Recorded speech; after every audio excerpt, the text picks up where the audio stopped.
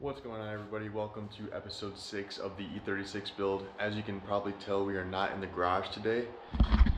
We are actually at my house and we are going to be working on the wiring harness. I've got these split braided wire looms that we're going to be using and covering the harness in.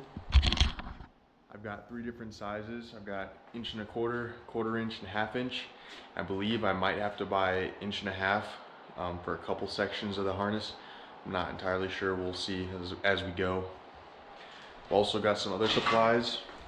I've got some scissors, electrical tape, and some small black zip ties. And here's the harness right here. Looks pretty messy right now. Basically, this is all the front half of the car, inside, behind the dash, and in the engine right there. And we come back here. This is the tail lights, and go to the diffs and the fuel pumps and whatnot. I'm not going to be finishing this harness tonight, but with the timeline that I'm working with, I need to work on whatever I can, whenever I can, in the month of April. So right now it's 9:30 p.m. and we're just going to be working on it probably for about an hour, seeing how far I get. And yeah, I'll show you guys what it looks like to put this wiring loom on. And it looks pretty clean. I did a little section, not permanently, but it looks pretty clean. I think it's going to look really good when we're done. Also, I figured I'd show you guys the rest of the car parts we got here. Got some my old headlights, my vents, my grills, some dash vents, my MAF, ASC, traction control, the steering column that I cut, or the steering column brace that I cut in 2 episodes back. I got that one. And then just all these are actually 1991 to 1994 Mercury Capri parts, because I own one of those also. KBD front bumper, door card, nose panel, radiator, fan shroud. Just a bunch of parts that I didn't need in the garage right away, so I took them over here to get them out of the way and free up some space. But yeah, it's kind of nice. I've got this whole room dedicated to parts. I really want to get a table on the wall over here so I have somewhere to sit and work on things, but for right now I'm just gonna be doing it on the ground, which no problem. I'm going to show you guys what it looks like to put this loom on and get going. So I'm working with this section that kind of joins the front half of the harness to the back half of the harness, because it's a pretty easy section to start with, not too many branches off of it. But yeah, I've just you take the loom and you kind of feed the wire in. And then once you get it in, it kind of wraps up nice and tight around. There's a couple spots where it might stick out. This is the inch wire loom. I don't really want to use the 1.25 inch on this part unless I have to. What I'm thinking, wrap a little electrical tape around spots that might bulge out, just to make sure that it doesn't fall out. Down here, this mess, I'm going to try to tighten it up with some electrical tape. So wrap some tape around this to try to get the wires tighter so that the loom fits over. I'm gonna go ahead and wrap this.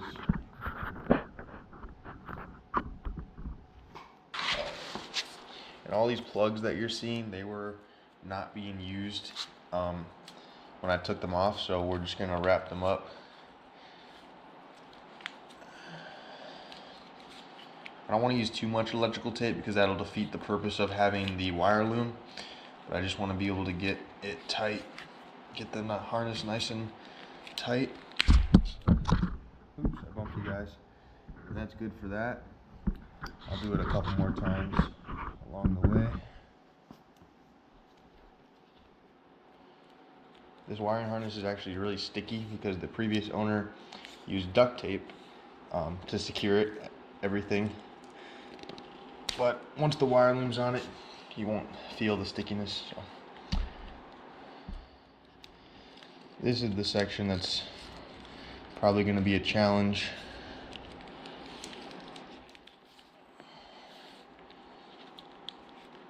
There we go.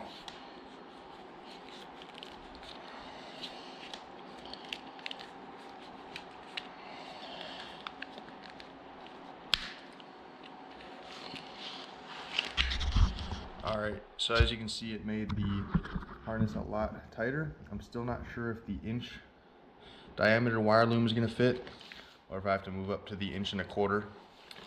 I'm gonna try to feed this on and see if it'll work. Put the loom on. It goes on. Well, that is a cut wire.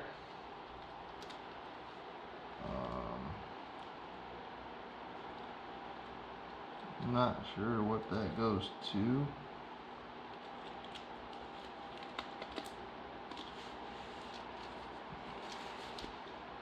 So I've got this cut wire here, and I need to find where it came from.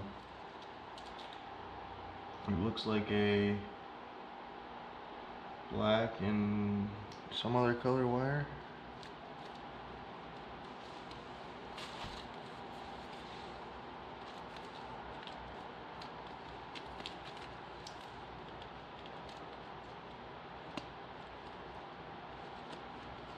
Well, I don't think that was me, so we're gonna leave that for now. I'll wrap some electrical tape around the end of it, just to be safe. Again, this is not building a new harness, this is just making my current harness more appealing and more protected. So this is a pretty tedious process, as you can probably tell. So I'm definitely not going to be showing the whole process on camera. That would be a long, boring video. I think I'm going to have to go with the 1.25 inch on this stuff, because this loom is not really closing all the way, and I'm afraid that would pop open, which means I got to take all this off and switch to the 1.25 inch, at least from this section to here. So I'm gonna do that, and I'm gonna do actually a good amount on the harness, just because, like I said, it's gonna be a tedious process. So I'm gonna go ahead and get a whole bunch of the loom on, hopefully with no complications, and I'll show you guys what it's looking like when we make some good progress. Alright, so I did the back half of the wiring harness, which is probably going to be the easy part. I think it looks really good though for a budget-friendly revamp of my wiring harness. I think it looks really good. Let me show you guys. So I started at this Y, and this is the 1.25 inch wire loom. When I have wires sticking out, I'm just kind of leave them out, and I'm probably going to wrap them in electrical tape so they're nice and secure, and not so they can't get nicked easily. We follow it back, and I've got a pretty big wire. So I guess I didn't finish the whole wiring harness in the rear, but when I've got this branching out, I put zip ties around so that this can't fall out of the loom. Yep, keep going down. Get another little ground wire, put zip ties. I'm gonna flush cut these. I just don't have the pliers on me. This I couldn't fit in the harness, but that's all right. Still looks clean. Keep going, and then I transfer. I'm gonna wrap this exposed area, but then we transfer to the inch, and this is where it gets pretty intricate. So I've got the inch going all the way to here, and I've got the 1/4 inch going all the way back, and then like these super skinny wires, I ran out of 1/4 inch, so I either buy some more 1/4 inch or just do electrical tape on these. Same goes for these. But then on this branch off, I got the same thing. Harness. This is actually already wrapped in nice rubber, so wire loom, rubber, and then wire loom again. And that's all the progress I got for tonight. I ran out of 1.25 inch and 1/4 inch. I still have some inch wire loom left. So I'm gonna need to buy some more, which it's not too pricey, but definitely have to buy some more. But it actually went a lot smoother than I thought it would. That was definitely the easy part. This mess of wires, and right there is definitely going to be the hard part. Like obviously, this fuse box, I won't be able to put loom on that really, because there's so many wires and like this mess that goes in the fuse box. But over here, I will be able to put some wire loom and clean it up a lot. But I'm really happy with how it turned out. And I promise you guys, like I said in the last video, we are going to be moving the new car out and getting everything out and assessing what I need to do first. But I really wanted to work on this harness and I wanted to film it for you guys, so we're starting the video out with the harness. But probably gonna pick up in a day or so, and we're gonna be out at the garage again, getting the car out and getting the engine on the stand. Like I said, I bought bolts for that, and yeah, just getting the car out so I can work on it because it's tucked away right now. All right, like I said, promised we were gonna be moving the new car out into its new position and also getting the engine on the stand. I'm gonna do that first. I've got it hoisted up and I got the engine stand ready, and I picked up some bolts from Menards. And this, I had to drill some holes so that I could have the engines tilted in different ways. Let me get this tire out of here.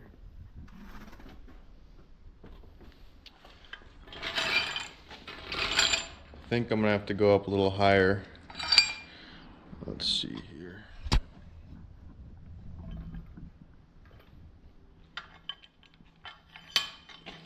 So this one's gonna go right there, and then this one down there. It looks like it actually might not reach. I'm gonna mess around with this. Hopefully this engine stand will work what I need it to do. I'm gonna mess around and see if I can get them to line up. All right, so I was only able to use 3 of the arms on the engine stand. I hope it should be enough to hold it still. Let me show you guys. So I had to do kind of a weird form. Yeah, got one here, and one here. I just don't have one in this bottom bolt. I'm gonna take the weight off. I mean, if it fails, the engine hoist will catch it, but I'm gonna slowly take the weight off and see how it goes. There we have it. The engine is supported, and it seems really seems stable. When it was still hooked up to the hoist, I pushed down on it a couple times, bounced it, and it seems like it's gonna be fine. I'm gonna keep a tire under it just for the first couple nights, so that if it does fall, the tire would hopefully protect some of my engine. Now that we've got the engine on the stand, we can get it pushed off to the side. I can get the hoist out of the way now, take the arm off or take the boom off, and that will give us room to move this car over here. So for right now, the engine is gonna get tucked against the wall. The hoist is gonna get probably take it apart or pushed off to the side for now, and then we're gonna get this car over here. All right, I finally got the car moved over. I didn't record it. It was just a slow, painstaking process of putting the wheel dollies in the front, moving the front over, putting the wheel dollies in the back, moving the back over, and then I used the jack at one point to help me out. But yeah, it took me like 30-40 minutes just to get it over here. It feels so nice to have just one car in the garage again. I feel like I have so much room. But there she is. It's not exactly centered right now. I'm gonna get the rear end over just a little bit, but I need to move some of these things first. But yeah, it feels so nice to have all this workspace. It was so tight before. Got the motorcycle over here, my welding stand, engine, the hoist, and all those other parts are gonna make their way over there eventually. But yeah, super excited to have it over here now. That means that I'm gonna get some more parts moved over to the other side of the garage now, and then I'm gonna dive into the inside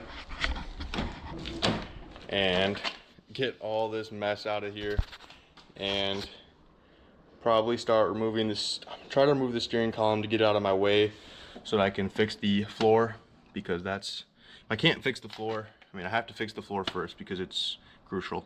But yeah, move the steering, get the steering column out of the way, and start assessing the floor. I need to take some measurements so I know what size sheet metal to buy, and I need to see what thickness to buy as well. I'm gonna get some more parts moved over, and I'm gonna start getting the parts out of the car, and I'll show you what all parts are coming out, because I even forgot what's in there. Alright, I started taking some of the inside pieces out, pretty much all of them. That's all this mess right here. I got the steering column out because I won't be using that one, I'll be using my old one. A lot of interior pieces that were left in the car, foam stuff.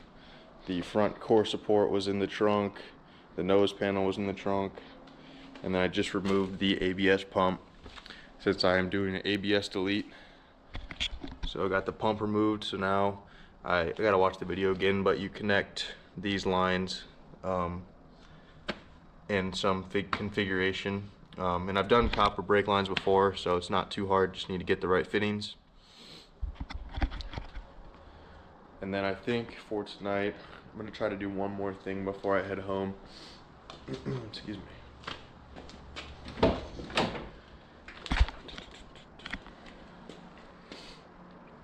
I think I'm gonna do kind of a big thing.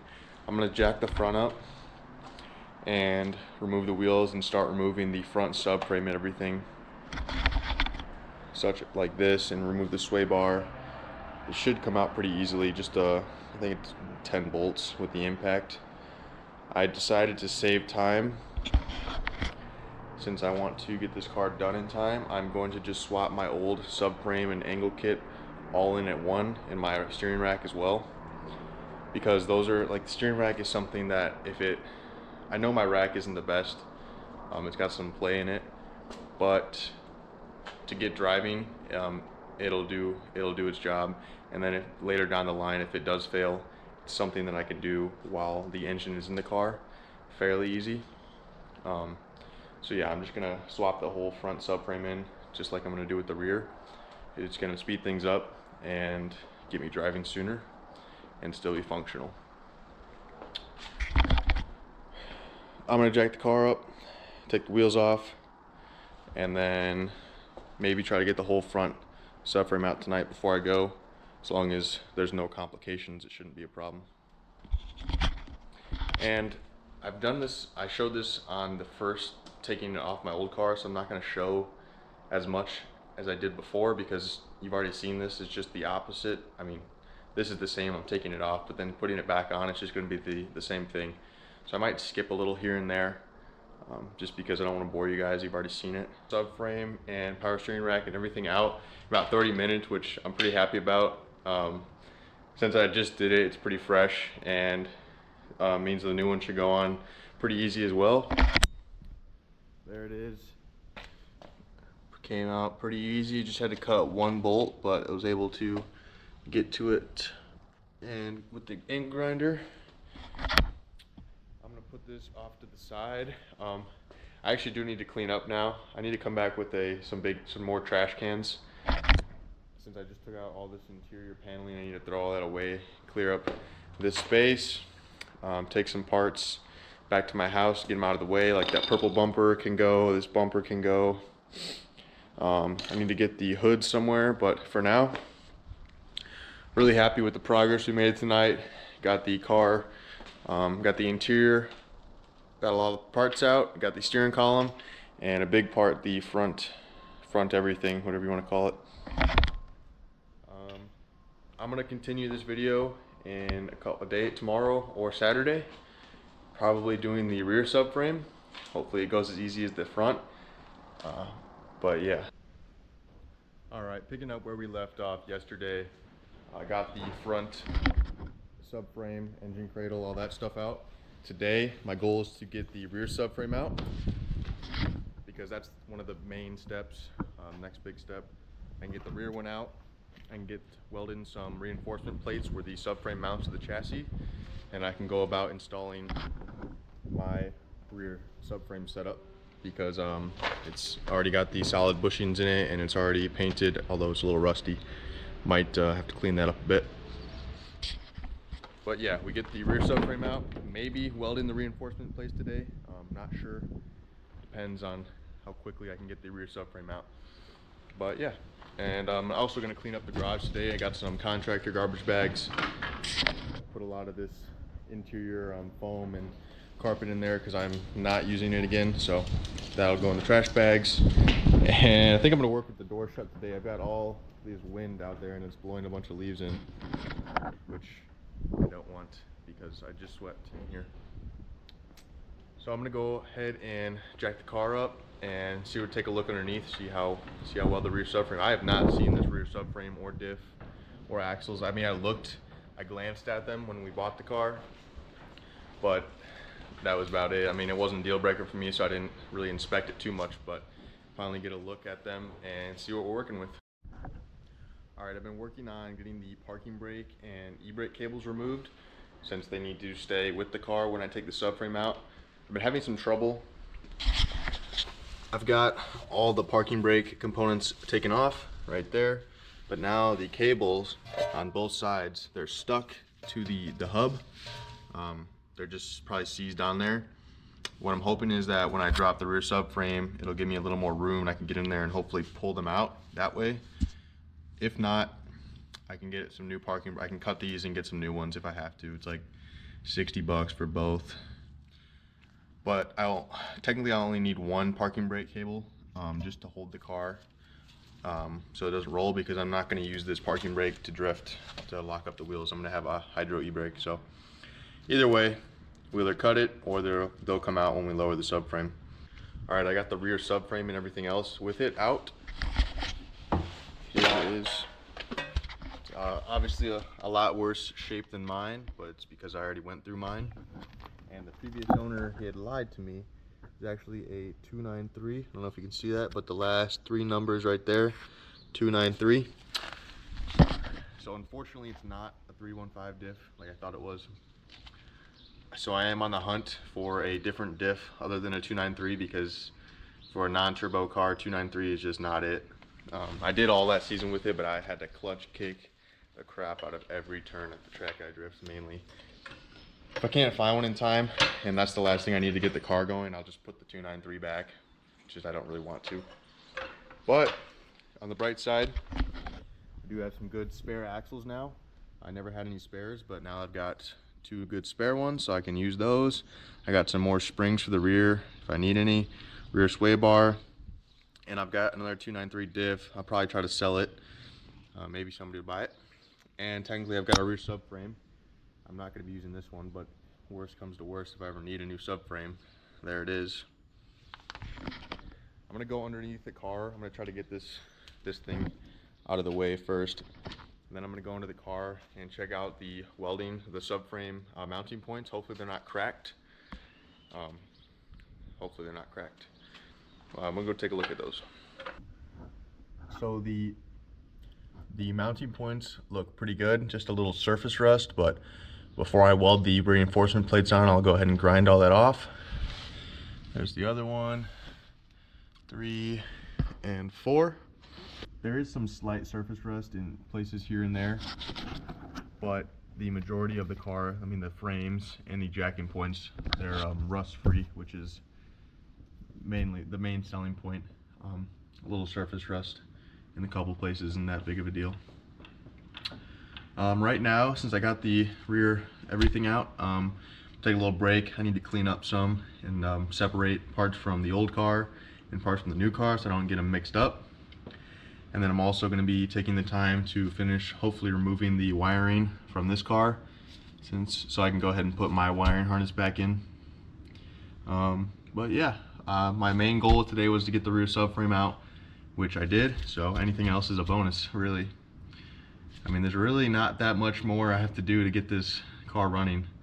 Welding the plates, reinforcement plates in the rear, throw my rear subframe back in, finish, patch the hole in the floor, 3, put the front subframe back in, 4, run my wiring harness, 5, and then finish up my motor and then throw it in. I mean, there's really not that much. Once I weld the plates in and get everything done down here, the rear will go back in, and that'll be an hour or 2 max. And then run my wiring harness. That won't take long because I know how it came out. I mean, it might take long to button it back up, but to get everything in its general place, it won't be too long. But all right, I cleaned up the garage and now I'm inside the car, kind of taking a look at what I need to work on. I moved the brake booster so that I could get some of the foam insulation. There was around it. I had to remove the brake booster. And now I'm going to get a lot of this loose debris out of here. And then my next step is going to be removing the sound deadening. I need to remove the sound deadening so that I can figure out how far the rust has spread, so I know what I need to, how big of a floor pan I need to replace. My goal, I think I'm going to remove the passenger and the driver's side sound deadening, and then I'm not going to worry about the back seats for now, or the trunk. It's not technically a priority, but yeah, I'm going to worry about these two sides and on the side of the transmission tunnel and whatnot, and like up there too. Worry about those, get all that removed so that I can figure out and fix the floor. If we go outside here, I removed the side skirts and the fenders so that I could see if there's any rust there. On my old car, this whole corner was like rusted out. Luckily, which is what I bought this car for, this is not rusted, and neither are these jack points. Little surface rust right here, but take a wire brush, angle grinder, clean it down to the metal, and then get some primer on it, and it should stop the rust. Along with right here, this metal, this rust doesn't go all the way through, so I should be able to. This is a little deeper, but a little Bondo or whatnot, it'll fix that. And I've done some Bondo work before, so I'm not too worried about that. Right now, I'm kind of at a standstill. I just don't know what I want to dive into as of right now. Yeah, I don't know. I'm gonna clean up the engine bay. I don't have water out here, so I need to get some spray bottle and some water just to clean up some of the gunky areas. But yeah, I'm kind of at a standstill. I need to figure out what task I need to work on next. It's probably going to be welding in the rear, reinforcement plates in the rear, and then getting the interior ready, because I need to install the wiring harness, but in order to do that I need to have the interior all ready, all the sound deadening removed and the floor pan fixed. So that's probably going to be what the next video is on. But yeah, I think that's going to wrap up today's video. I just need to get a plan of attack and come back another day ready to work. But yeah, I'm going to start that in the next video. But today's video, we're just going to wrap it up here. Thank you guys for watching. Stick around. Hopefully early May 1st, I'll have putting out a video of this car driving. We'll see. I really hope that's the plan. Looks like I got a lot of work to do, but if I work hard, we can get there. But thank you guys so much for watching this video. Please like, comment, and subscribe. It really helps me out. And follow for more. See you guys later.